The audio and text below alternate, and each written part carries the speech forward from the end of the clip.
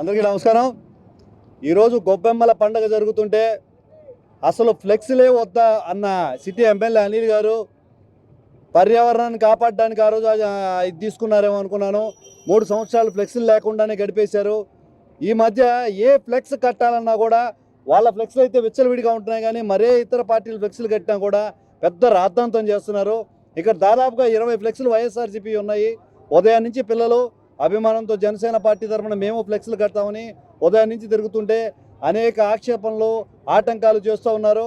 ఒక్క ఫ్లెక్స్ దాదాపుగా 20 ఫ్లెక్స్ల మధ్యలో జనసేన పార్టీ ఒకటి అడ్డమైంది. హుటాహుటిన పోలీసులు యుద్ధ ప్రాతిపదికన 100 మంది ఇక్కడికి చేరి పిల్లల మీద బలవంతం చేయాలని చూస్తున్నారు. ఇది కరెక్ట్ చర్య కాదు. నిజంగా మీ ఉద్దేశం పర్యావరణ కాలుష్యం అయితే ఇన్ని ఫ్లెక్స్లు వేస్తారని మేము ఈరోజు ఇక్కడ వేదికగా అడుగుతున్నాను. తప్పండి. నాయకుడుగా ఫ్లెక్స్ల్లో ఎదగాలనుకుంటే అది కష్టం, తప్పు పని. ఎవరైనా వేసుకునే స్వాతంత్రం ఉంది. భారత రాజ్యాంగం ప్రతి ఒక్కరికి కూడా స్వేచ్ఛను కలిగించింది. 100 ఫ్లెక్స్లు మీరు కలిగి ఉన్నప్పుడు కనీసం 2-3 ఇతర పార్టీలు కూడా వేసుకునే హక్కు ఉంది. గుత్తాధిపత్యం మంచిది కాదు. ప్రపంచాన్ని మొత్తాన్ని నేను ఒక్కడిని వేయాలనుకున్న వాళ్ళు కాలగర్భంలో కలిసిపోయారు. ఇది సరైన పద్ధతి కాదు. ప్రజాస్వామ్య దేశంలో స్వేచ్ఛ ఉంది. ఎవరి అభిమానాన్ని వాళ్ళు చాటుకునే శక్తి ఉంది. ఖచ్చితంగా కూడా వీటి మీద మేము ఇట్లాంటి చర్యల మీద తిరగబడతాము. పోలీస్ వ్యవస్థ అంతా కూడా ఈరోజు జవాబు చెప్పలేకపోయింది. మా ఫ్లెక్స్లకు అనుమతులు లేవన్నప్పుడు ఈ ఫ్లెక్స్లకు అనుమతులు ఎక్కడి నుంచి వచ్చాయని అడిగితే జవాబు లేదు. కేవలం పైనుంచి ఒత్తిడి. వైఎస్ఆర్సీపీ ప్రభుత్వం మొత్తం రాష్ట్రం మొత్తాన్ని కూడా వీళ్ళకి దత్తత ఇచ్చేసినట్టుంది. ఇంకెవరు అక్కడికి రాకూడదు, ఏ పార్టీ ఇక్కడ నిలబడకూడదు, ఏ పార్టీ ఫ్లెక్స్ ఇక్కడ నిలబడకూడదు అనే విధంగా ఉంది. దీన్ని తీవ్రంగా ఖండిస్తున్నాను. పై అధికారుల దృష్టికి కూడా తీసుకెళ్తాను. అధికార యంత్రాంగం అంతా కూడా ఈరోజు బొమ్మలాట చూస్తుందే కానీ ఇది రైట్ ఇది రాంగ్ అని చెప్పే పరిస్థితి లేదు.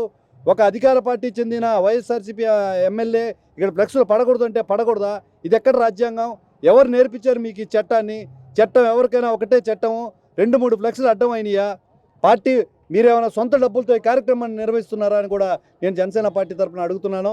ఎట్టకేలకు చివరికి ఒప్పుకొని పోలీస్ యంత్రాంగము, మున్సిపాలిటీ అధికారులు ఎవరైతే ఉన్నారో పర్మిషన్ ఇచ్చారు.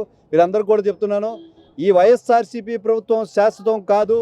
3 నెలల్లో కుప్ప కూలనుంది.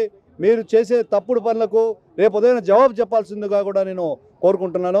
ధైర్యంగా ముందుండి 10 మంది యువత జన సైనికులు ధైర్యంగా ముందుకు ఉండి అడ్డుకున్నందుకు వాళ్ళందరికీ కూడా పేరు పేరున శుభాభినందనలు తెలుపుతున్నాను. ఈ విషయాన్ని అధిష్టానం దృష్టికి కూడా తీసుకెళ్తానని తెలియజేస్తున్నాను. మొత్తానికి అధికారులు ఏం చెప్తున్నారు సార్? ఇప్పుడు అధికారుల పైనుంచి ఒత్తిడి, అనేక కార్యక్రమాలు, ప్రజా పోరాటాలు, 4-5 కేసుల మీద పడినా కూడా మేము అధికారులను ప్రశ్నిస్తే ఒకటే ఒక మాట, ఒడ్లకి గిట్టుబాటు ధర ఇవ్వండి అంటే కేసులు పెడతారు, రోడ్లు బాగలేవయ్యా అంటే కేసులు పెడతారు, ఒక గిరిజన యువకుడికి అన్యాయం జరిగిందయ్యా అంటే కేసులు పెడతారు. ఎందుకు ఇవన్నీ చేస్తున్నారు? 100 ఫ్లెక్స్లు కట్టున్నారు, ఒక్క పార్టీ ఫ్లెక్స్ నీకు అడ్డం అవుతుందని అడిగినా కూడా ఒకటే సమాధానం, పైనుంచి ఒత్తిడి, మేమేం చేయలేము, వైఎస్ఆర్సీపీ నాయకుల ఒత్తిడి. ఈ ఒత్తిడి రానున్న కాలంలో మరొక ఛాన్స్ కానీ మన ప్రజలు కానీ ఇస్తే మన పరిస్థితి ఏందో అర్థం చేసుకోవాల్సిందే అని తెలియజేసుకుంటున్నాను.